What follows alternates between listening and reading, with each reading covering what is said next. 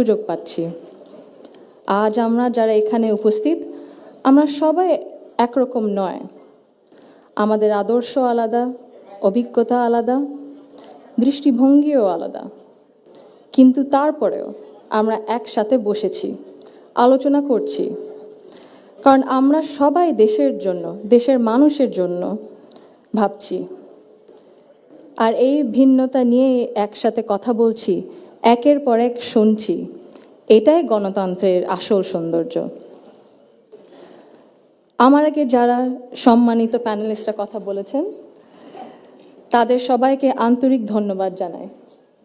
আপনারা অনেক কিছু বলেছেন, হয়তো বা আমিও বলে ফেলবো। সো আমাদের একটা মাইন্ডসেটে আই থিঙ্ক সিমিলারিটি আছে। আমার খুব ভালো লেগেছে শুনে। আমি আজ এখানে দাঁড়িয়েছি ভিন্ন এক অনুভূতি ও আবেগ নিয়ে। বাংলাদেশের এই পলিসি লেভেলটায় আমার প্রথম বক্তব্য এটা।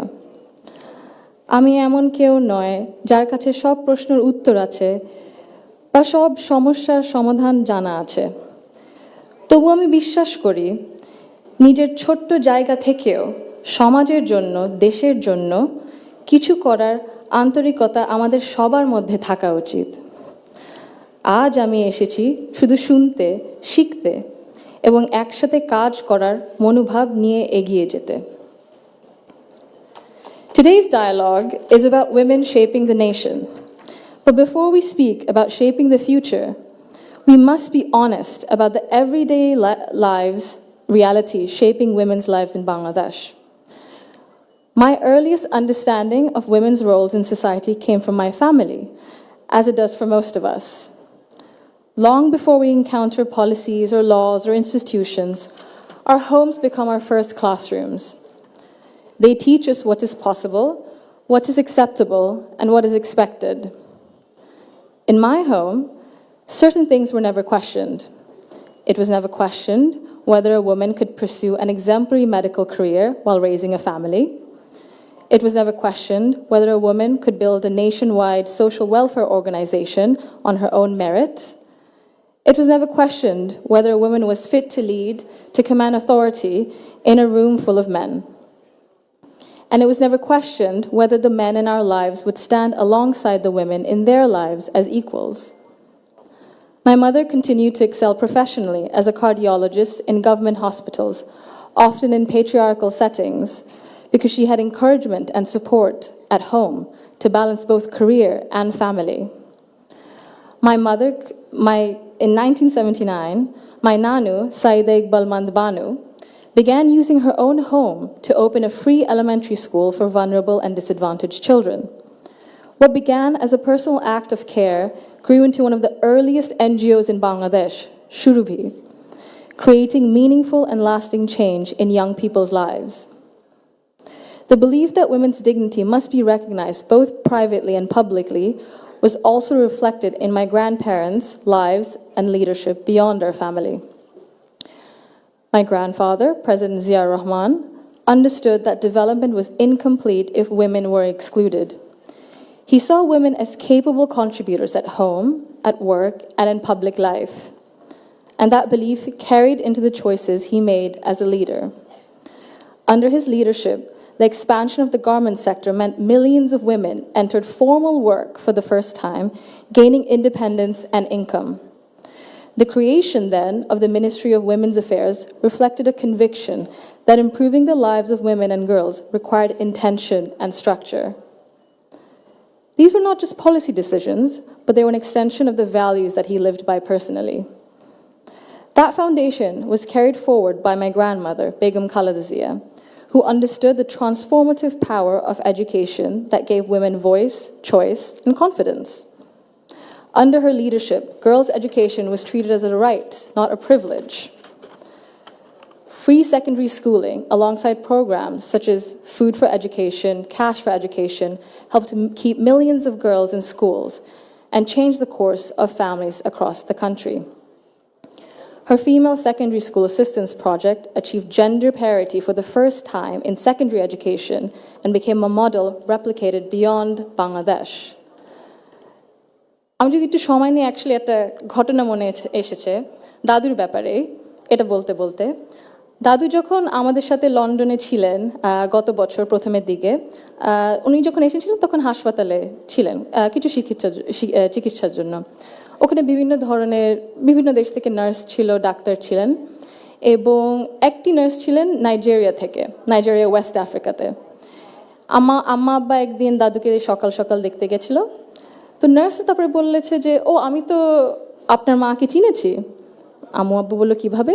আপনার মাই প্রথম ইলেক্টেড প্রাইম মিনিস্টার বাংলাদেশের না? আম্মু আব্বু তো অবাক, হ্যাঁ আপনি কিভাবে জানেন? তো নার্স তারপরে বললো যে আপনাদের যে উনি যে এত কিছু করেছেন এই মেয়েদের শিক্ষার জন্য, specially primary education, food for education, cast for education, এগুলো আমাদের সরকার ওই 35-30 বছর আগে দেখে ইমপ্লিমেন্ট করেছিল। আর ওই কারণে লক্ষ লক্ষ মেয়েরা গ্রাম অঞ্চলে, ওদের দেশে গ্রাম অঞ্চলে বিভিন্ন জায়গা সদরে এখনো শিক্ষা পাচ্ছে, অন্তত প্রাইমারি এডুকেশন লেভেলে। সো ভাবলাম একটু শেয়ার যদি করি, এখানেই করবো আপনাদের সাথে। জি। She also understood that education alone was not enough if women were not supported to remain in public and economic life. Supporting women to access credit, build livelihoods, and grow small businesses mattered. So did recognizing the realities of motherhood, of childcare, and that required systems being strengthened around maternity leave and childcare, which she did. That is because women were made to choose between family and participation in the economy. For me, these legacies show the values that I saw both reflected at home and in public. I was privileged to grow up surrounded by exceptional women, confident, capable, and accomplished. I was equally fortunate to have male role models, including my father and my grandfather, who valued those women and never felt threatened by their strength or ambition. In fact, the four most important people in my father's life, in my opinion, have been women for decades. And he has treated them with deep respect and reverence, not as an exception, but as the norm. Because of this, I grew up with what I now recognize was a skewed understanding of society. Living between Bangladesh and the UK taught me something important. Policies and access alone do not create equality. You can expand education, pass laws, set national targets, but if social norms and daily expectations and mindsets remain unequal, empowerment remains fragile. This is not about overt discrimination. Inequality often survives through habit and comfort, through what feels normal. In Bangladesh, women still perform around 85% of unpaid household and care work, spending over 7 times as many hours as men on this labor each day. This work is valued at 19% of our GDP and remains largely invisible in economic planning and national decision-making. This makes something very clear. Gender equality is not a women's issue, it is an economic and national issue.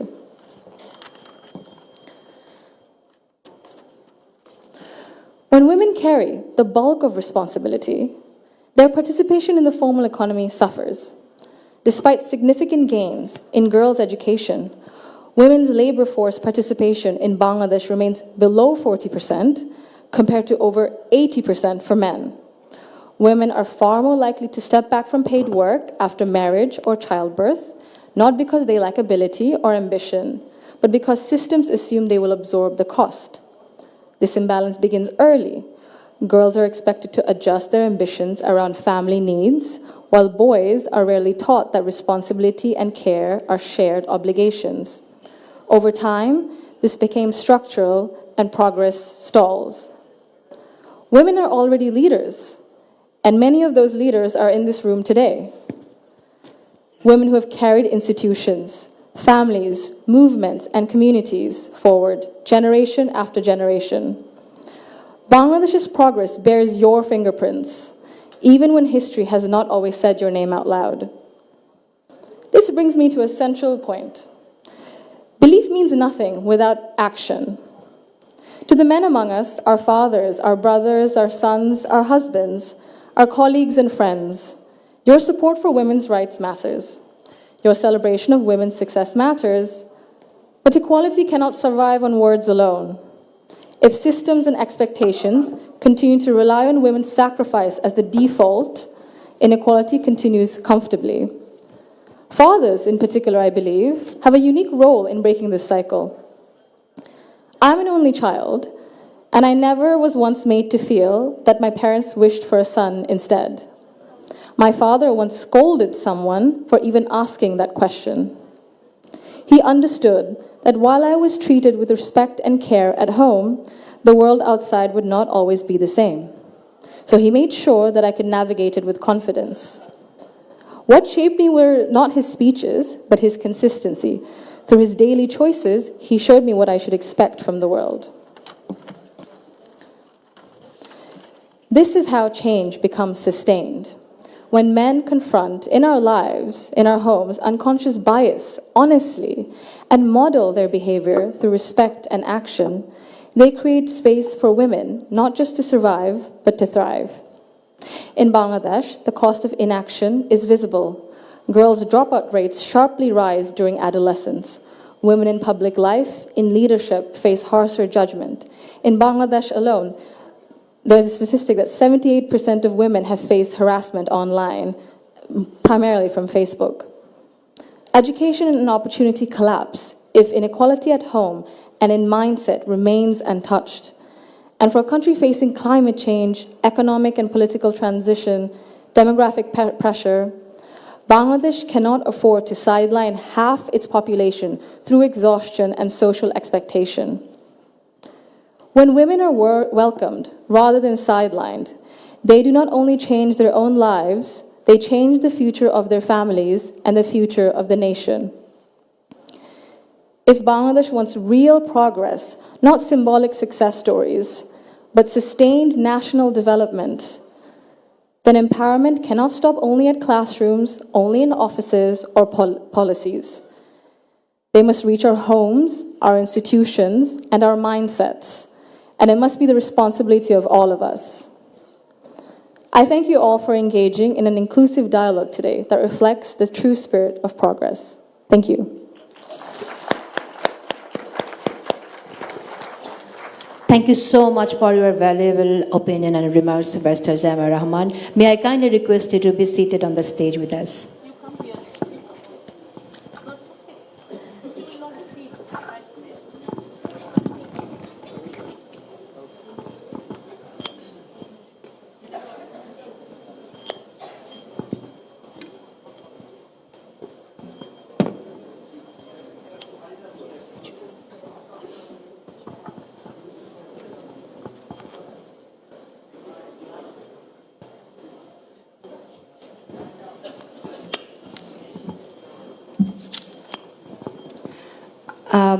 এতক্ষণ আমরা নারীদের কথা শুনলাম, কিন্তু নারীদের ক্ষমতায়নের জন্য